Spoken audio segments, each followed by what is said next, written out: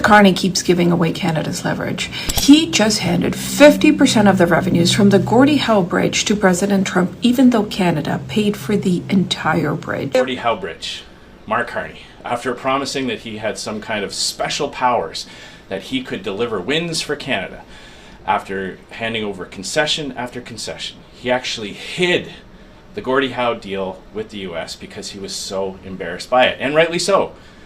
The previous government had secured a 100% toll collection agreement where Canada would keep 100% of the tolls until the construction costs were repaid. Mark Carney just signed away a deal that gives 50% of those revenues, fully half of the expected revenues that Canadians were supposed to receive, now go to the United States, including a special envelope for economic development in Michigan. So instead of dollars going to repay Canadians' taxpayers' investment in that bridge, those tolls are going to go to help create economic opportunities in the United States. There's a bridge sitting between Windsor and Detroit that Canadians paid billions of dollars to build.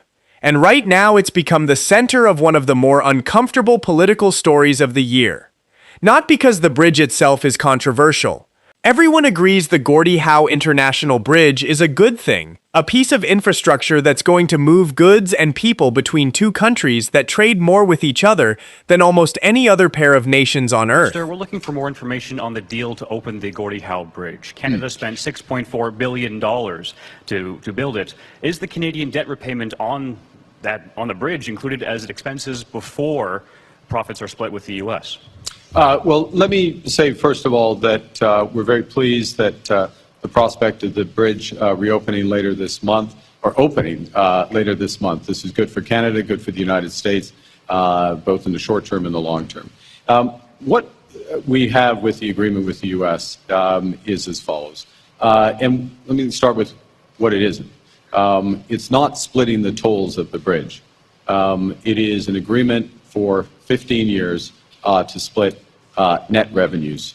Splitting of tolls, any sharing of the toll revenue won't happen until all of the debt is repaid. We will split net revenues over the course of the first 15 years, and those net revenues are after operational costs. So it's manning the toll booths, it's maintenance, it's snow removal, a series of other operational costs. The controversy is about what happened behind closed doors, quietly, without much fanfare, and how long it took for Canadians to find out the details. Let's start with the basics, because the numbers matter here. Canada spent roughly $6.4 billion building this bridge. All of it, the full cost, including the connections tying it into the American interstate system on the Michigan side. The original understanding, the one that was public and clear for years, was simple.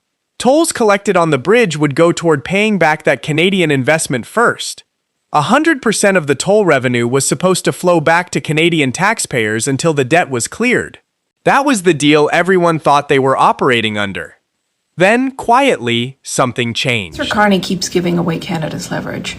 He just handed 50% of the revenues from the Gordie Howe Bridge to President Trump, even though Canada paid for the entire bridge. If the original repayment plan was 15 years, it could now take well over 35 to 45 years to repay that debt. What makes matters worse is that the Prime Minister appeared not to understand the core financial terms until after he signed off on them, because he initially said that the split of these revenues were going to be calculated after the principal and interest payments on the debt, and that there will be very little money left over. But in reality, it's the opposite. The split of the revenues is happening before we pay for the debt. And what did Canada get in return for this massive financial windfall to President Trump? Another round of unjustified tariffs on Canadian goods. And this is where things start to get messy, because depending on who you ask, that change either isn't a big deal at all, or it's a complete betrayal of what Canadians were promised. On one side, you've got the criticism, sharp and direct, arguing that this is a pattern, not a one-off. The claim is that the Prime Minister has made a habit of handing out concessions and getting nothing tangible in return. Retaliatory tariffs quietly dropped in the middle of a campaign. A digital services tax abandoned. And now allegedly half of the expected bridge toll revenue signed away to the Americans, with a chunk of that money earmarked specifically for economic development on the Michigan side of the border. We've seen Mark Carney offer unilateral concessions before and get nothing for them. He very quietly dropped retaliatory tariffs in the middle of a campaign and kept that hidden from Canadians. He backed down on the digital services tax and got nothing in return.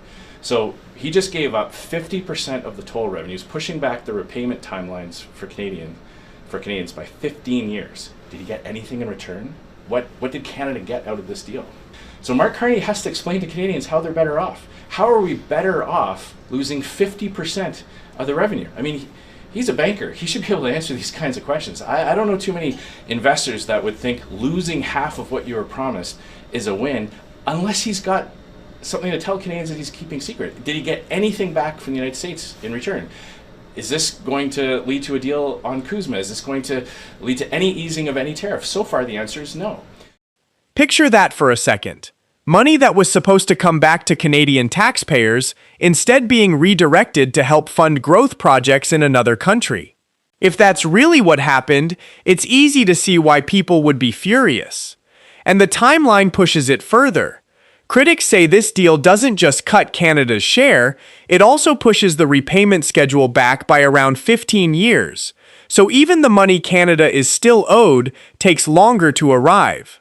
The argument goes that if this was such a fantastic deal, if it really was a win for Canadian workers and businesses the way it's been described, there'd be no reason to keep it under wraps.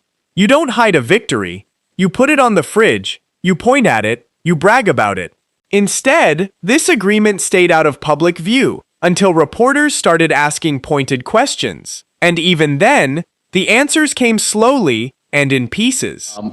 The underlying agreement that we have with Michigan remains the same.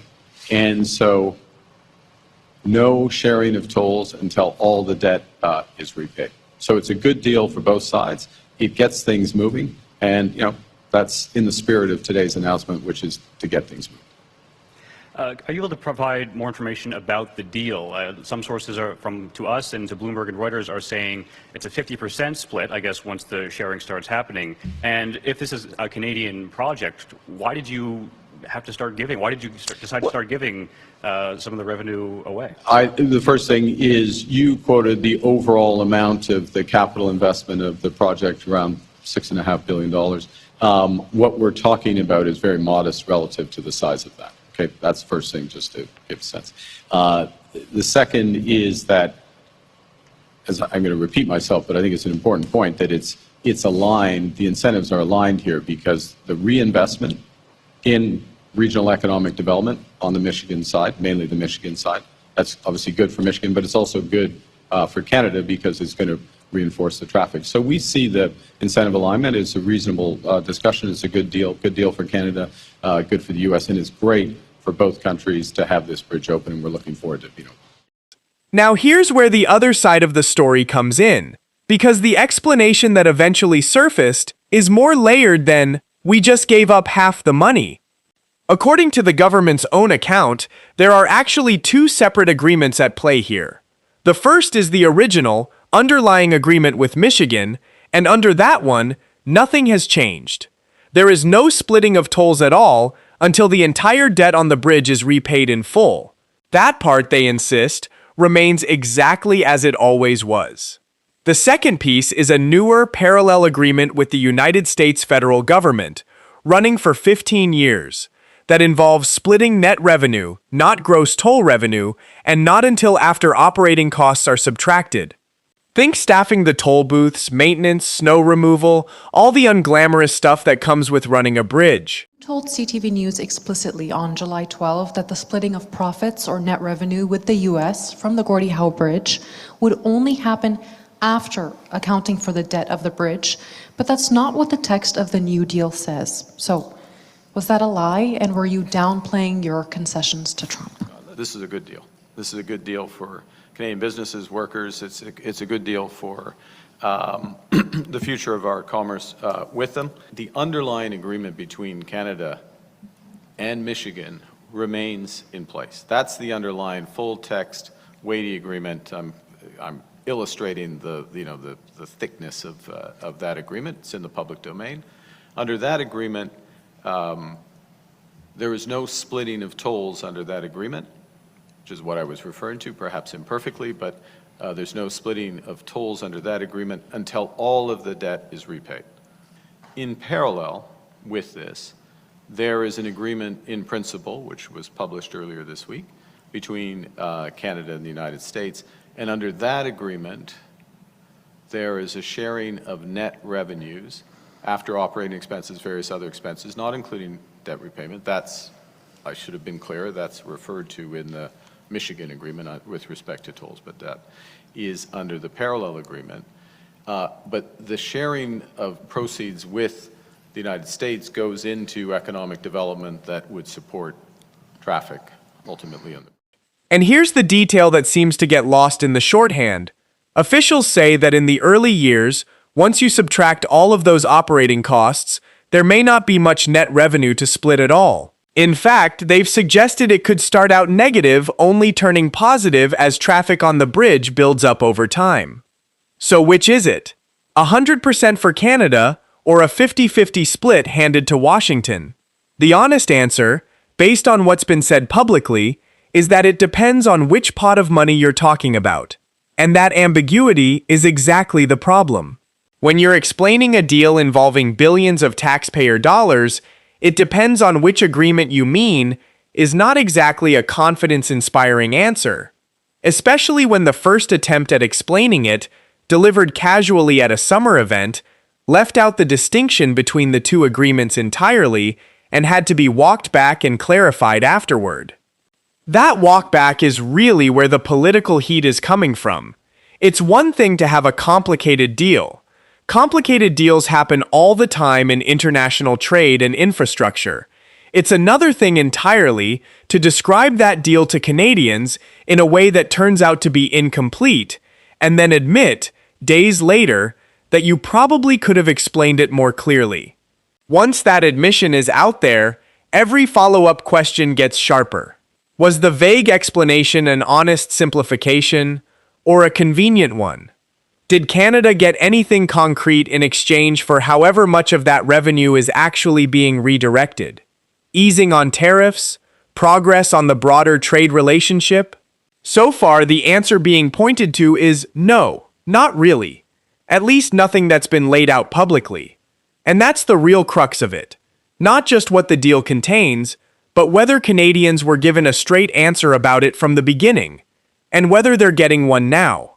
There are calls for a full committee review, a demand to see the actual text of both agreements side by side, and a warning that if that meeting gets shut down before real answers come out, that silence will speak louder than any explanation could. Whether this turns into a lasting political liability or fades once the bridge actually opens and traffic starts flowing, probably depends on one thing: whether the next explanation is finally the clear one.